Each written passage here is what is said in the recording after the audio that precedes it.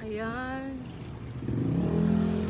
Gabi na, hindi pa ako natatapos pag-ayos. Ang dami-dami kong inaayos.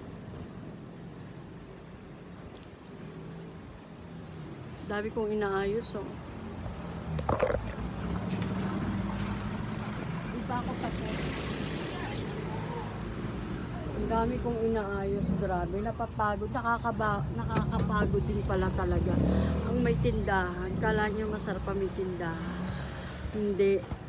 Masarap na masarap. Masarap na nakakapagod. Ayan, dahil pa nating aayusin. At ang isa dito, ayun, tulog.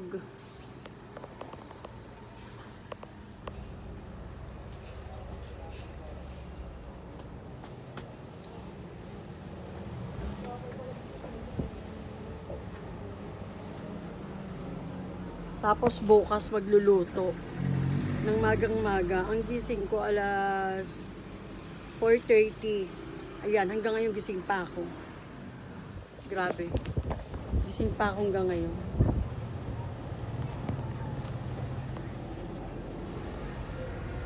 Tapos magsasara ako ng 10:30. O, diba? Hindi biro-biro, may tindahan. Minsan gusto mo sumuko, minsan doon na ako. Gusto ko doon na sa Kainta. Gusto ng anak ko, pahintuin na ako. Kaso ayoko, masarap din kasi kahit pagod ka, may sarili kang pera. At nakakatulong ka. Diba? Masarap pa may sariling pera.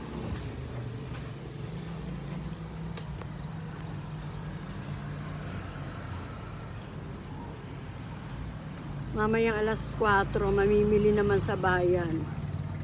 Araw-araw ganun ang ginagawa ko. Araw-araw yan. Hindi naman nakakasawa. Masarap. Kasi may sarili kang pera.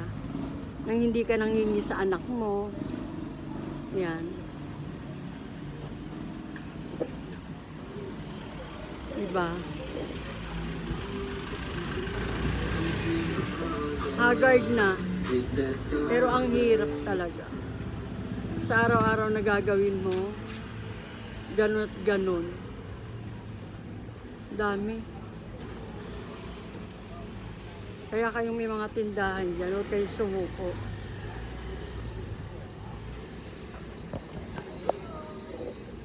Mag-i-invoice pa ako, hindi pa ako tapos mag-invoice. Hindi ko pang gagawin. Sobrang dami pa. Hindi matapos-tapos kasi may mga bumibili sabay-sabay. Sabay-sabay ang mga bumibili. Tapos mag-i-invoice ka. Ay, grabe. Kapagod.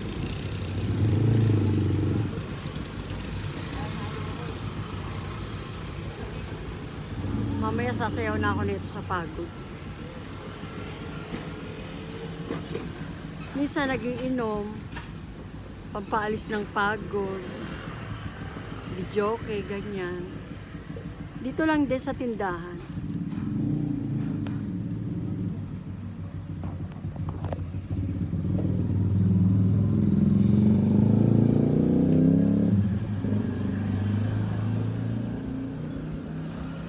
Hanggang dito na lang. Bukas uli.